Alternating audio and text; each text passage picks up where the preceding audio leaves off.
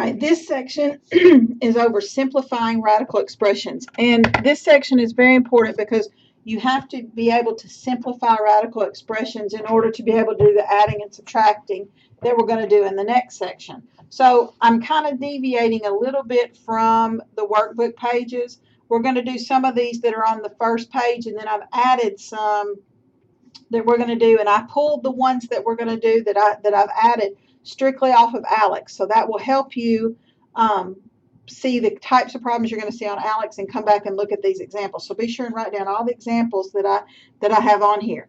Here's what we have to do. We're going to have numbers that are underneath the radical that aren't necessarily going to be perfect squares or perfect cubes or perfect fourths. So we're going to have to try and simplify them. And what we do is we break them up between a perfect and a non-perfect number. So let's suppose we have we'll just call it a B. We're going to break it up into a perfect number, and then the other one will just be the leftover. We'll call it the leftover factor. And then once we break off and have a perfect number, we can take the root of that perfect number, and then this leftover factor will stay underneath. So that is our goal. Now, the sheet that I gave you on the radical page is going to be very important to have in front of you, because having that list, it's just great to have that list in front of you to do these simplifying ones. I do my simplifying a little bit differently than you'll see examples in any of the homework tools that you'll see. I organize it a little bit differently, but I think that it makes it a little bit easier to understand. So we're going to try it my way. You can look at the examples in the homework as well, and you can see the way they do it. So when we're talking about numbers, so if we have something like square root of 75. 75 itself is not a perfect square. It's not in my perfect square list. But I know that 25 is a perfect square, and if I take 25 times 3, I get 75. So now take the square root of the 25, and I draw a little arrow. That comes off as a 5. 3 you cannot take the square root of. So this ends up equaling 5 square root of 3 as a final answer. So that's kind of what we're doing. We're breaking up numbers into perfect squares or perfect cubes, something off of our list, and then our leftover factor, and the leftover factor will stay underneath. When we deal with exponents, okay, exponents get divided by the index number. So exponents are divided by the index number. So we're not taking the perfect square root or anything like that of our exponents. This is strictly a division problem. So if I have something that looks like this, x to the 4th. Remember, in a square root, there's an imaginary 2 there. So 4 divided by 2 is 2. So that's going to come out as a 4 divided by 2 is 2. That's going to come out as an x squared. X to the 6th underneath the radical. There's an imaginary 2 there. 6 divided by 2 is 3. So that would come out as an x cubed. Now, when we get into odd numbers on a square root, we can have something like this. What if we had the square root of x to the 5th? Well, 5 does not divide by 2 evenly, but I can break up this variable into x to the 4th times x to the 1, because if I multiply with the same base, 4 plus 1 is 5, so that works. That's legal for me to do. Now, 4 will divide by 2 evenly. 4 divided by 2 is going to be 2. So an x squared can come out. That x to the 1 is my leftover factor. So on this one, x squared came out, and an x to the 1 stayed underneath. That's what this entire section is about. It's going to take you a little bit of time to get used to seeing what can simplify out and what has to stay underneath the radical. So let's look at this 32. It's a cube root of 32x to the fourth. All right, so I'm looking at on my perfect cube list for 32, and on the perfect cube list, I see an 8 and a 27. So I'm going to see if either one of those goes into 32. Well, I know that 8 times 4 is 32, and I can take the cube root of 8. The cube root of 8 is a 2. The 4 is my leftover factor. It will stay underneath. Now I'm going to look at my variable, x to the fourth. 4 does not divide by 3 evenly, so I'm going to split that up into x cubed times x to the 1. Now, x cubed will divide by 3. 3 divided by 3 is 1, so an x to the 1 comes off. This x to the 1 has to stay. So I'm going to write what came out, a 2 and an x. And then it's cube root of what had to stay, a 4 and an x. I circle what has to stay so I don't lose it when I'm writing my final answer. Okay, let's look at the b. I've got 64x squared y. Well, 64, I'm taking the square root of this. That's a perfect square. That's going to come off as an 8. No numbers are going to be left over because I don't have any leftover factors. For x squared, 2, remember there's an imaginary 2 in the pocket. 2 divides by 2 evenly. So an x to the 1 is going to come out because 2 divided by 2 is 1. The y has a 1 with it. 1 does not divide by 2 evenly, so y will stay underneath. So an 8 and an x came out, and a y stays underneath the radical. Okay, now this is where I've inserted some problems like you're going to see in ALEKS. And I'm going to work through these, and well, hopefully everything will be very understandable and you'll understand what we're doing. Okay, the first one is square root of 28. There's not a perfect square that goes into 28, but I look on my perfect square list and I know that 4 times 7 is 28. So I can take the square root of 4 is a 2, the 7 stays underneath. So 2 square root of 7. Are you getting the hang of it? Let's practice again. 63, square root of 63. I'm looking on my perfect square list. I see that on my perfect square list, I'm going down the list. 9 I know goes into 63 7 times. The 9 comes off as a 3 because square root of 9 is 3. 7 doesn't take the square root, so 3. Sorry, that should be, let me get my eraser.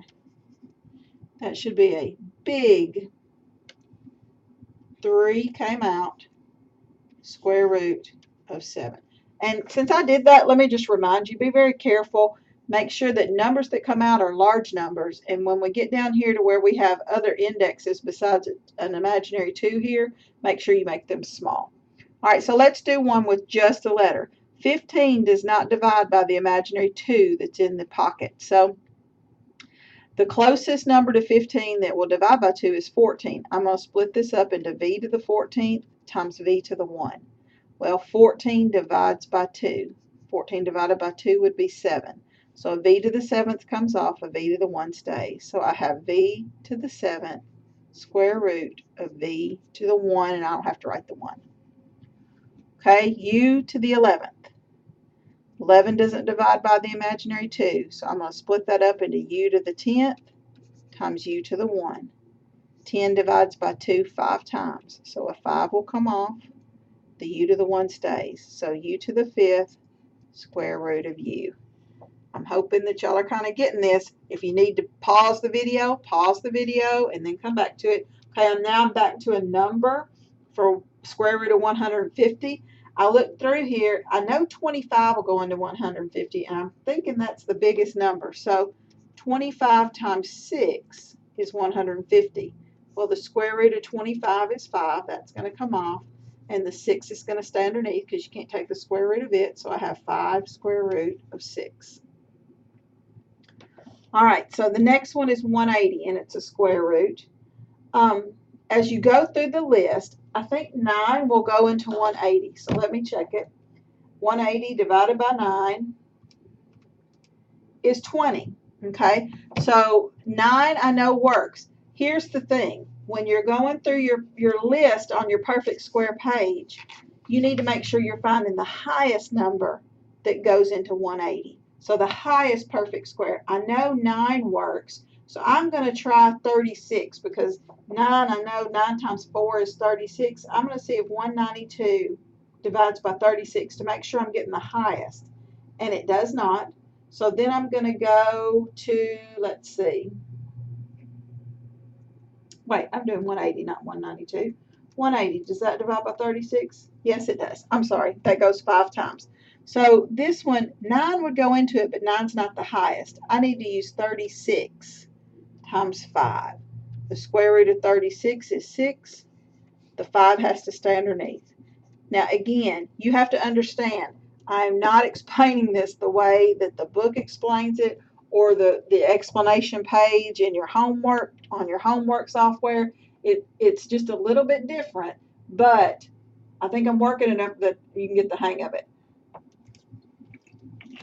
Okay, square root of 54 of 8. And I'm also doing a bunch of square roots because that's mainly what we're doing. I'll do a higher order one in a second, but we do more square roots than we do anything else. So that's why we're practicing more of those. Okay, so when I'm looking at 54, I know that 9 times 6 is 54. Why am I choosing 9 times 6? Remember, you're looking at your perfect square list, and you're finding a number on that list that goes into 54. That's the key. I know that the square root of 9 is 3. 6 will stay underneath. For v to the 8th, does 8 divide by 2 evenly? It does. 8 divided by 2 would be a v to the 4th. So 3v to the 4th came out, and that 6 is the only thing that stayed underneath. Okay, last one on this line, 81. 81's a perfect square. Square root of 81 is 9, so that comes out completely.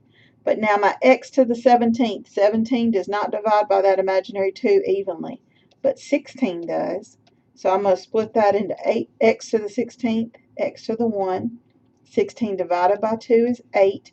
Remember, you are dividing your exponents. You're not taking the square root of 16 to get a 4. You're dividing 16 divided by 2. X to the 1 stays. So I have 9x to the 8th square root of x to the 1. Okay, let's look at this last row of square roots. We've got 32x to the 10th. I know 4 goes into 32 8 times, but I'm looking at the highest number. 16 is actually the highest perfect square that goes into 32. So 16 times 2 is 32. The 16 will come out as a 4 because the square root of 16 is 4. The 2 will stay underneath. Then I've got an x to the 10th. 10 divides by that imaginary 2 evenly, x to the 5th times. So I had a 4x to the 5th come out, and I had a 2 stay underneath. Again, these are examples just like that you're seeing in your homework, so it'll be good to come back to this page. Now, in these next two, I've got more than one letter. We just treat each letter as we come to it. So first of all, I'm going to deal with the number. The highest perfect square that goes into 20 would be 4, so that's 4 times 5. Square root of 4 is a 2. 5 has to stay. T to the 6th. Remember, I've got a 2 in my index. 6 divides by 2 evenly. It divides 3 times, so I'm going to have a t cubed come out. U to the 11th. 11 doesn't divide by 2 evenly, so I'm going to split it up into u to the 10th and a u to the 1. 10 divides by 2 5 times, so a u to the 5th is going to come out, and this u stays. So this one we got to really pay attention. What did we bring out? 2, a t cubed, and a u to the 5th. And what stayed underneath is that's circled, a 5 and a u. That'd be my final answer. Okay, the last one on this page. 18x to the 6th, y to the 5th underneath the square root. So 9 is my highest square root, perfect square, that goes into 18. The square root of 9 is 3. 2 will stay. On the x to the 6th, 6 divides by this imaginary 2 evenly, so an x cubed will come out. On the y to the 5th, that doesn't divide evenly, so that's y to the 4th times y to the 1. Y to the 4th, 4 divides by 2, 2 times, y to the 1 stays. So what came out? A 3 an x cubed, a y squared, and what stayed underneath? A 2 and a y. Whew. All right, that's a whole page of square roots. That was a lot of square roots. Let's look on this next page because I've put some that have different roots besides square roots. So you're going to have to look at the other columns on your radical page, on your perfect page, because we're looking at, in this next one, we're looking at perfect fourth roots. And I see on my perfect fourths, I start with 16 and then 81 and then I jump up to 256. So the first thing I'm going to do is I'm going to see if 162 will divide by 16. No, it does not. I'm hoping 162 then divides by 81. And it does. It's 81 times 2. Now, why did I choose 81? Because it's in the perfect fourth column. And I'm doing a fourth root. So line up 81. You can see that the fourth root of 81 is going to be a 3, and this 2 will stay. So I'm going to have a 3 fourth root of 2 for a final answer. Okay, what if we have some variables underneath? Okay, I've got an x to the 13th and I'm taking the cube root. So this time I'm not worried about 13 dividing by 2. I'm worried about 13 dividing by 3. So I need to think of the closest number without going over 13 that divides by 3 evenly. Well, 12 divides by 3 evenly. So that's x to the 12th times x to the 1. 12 divided by 3 is 4. So an x to the 4th comes out and the x to 1 stays. So I have x to the 4th cube root of x to the 1. Be very careful when you're writing those because I have a little 4 for an exponent and a 3 in here for the index. So you need to be real careful when you're typing that in. Okay, the last one I've gone on here is a cube root of 40. So I'm looking at my perfect cube list. I see an 8 and a 27. Those are less than 40. I know 8 times 5 is 40. So 27 doesn't go into 40 evenly. So the cube root of 8 is a 2. And then the 5 is going to stay because it's not a perfect cube. So I have 2 cube root of 5.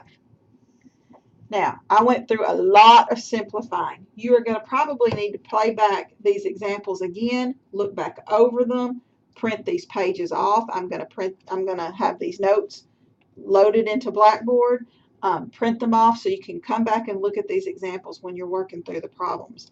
I am not going to do this page on the sheet. I don't think we have any that are that difficult. I want to revisit these right triangles, okay, because you do have some Pythagorean theorem problems. So these are Pythagorean theorem problems. We've got a 6 for an A, a 12 for a B, and I'm trying to find a C. So 6 squared plus 12 squared equals C squared. So that's going to be 36 plus 144 equals C squared. So 36 plus 144 is going to be equal to 180. So I need to take the square root of 180 to get my C. Well, 180 is not a perfect cube. Not a perfect square. So I'm going to see if I can find, I think we did 180 on the last page. I think 36 was the highest number that went into 180. So I know 9 does, but 36 was higher. So 36 times 5 was 180. And the square root of 36 is 6, and the 5 stays. So my hypotenuse is 6 square root of 5 for this one. So pay attention. If they don't want a decimal, you may have to simplify it in order to get your Pythagorean theorem. But remember, Pythagorean theorem, a squared plus b squared equals c squared. Leg squared plus leg squared equals hypotenuse squared. Be sure you email me with questions and have fun simplifying those radicals. This will probably take you the longest, this section.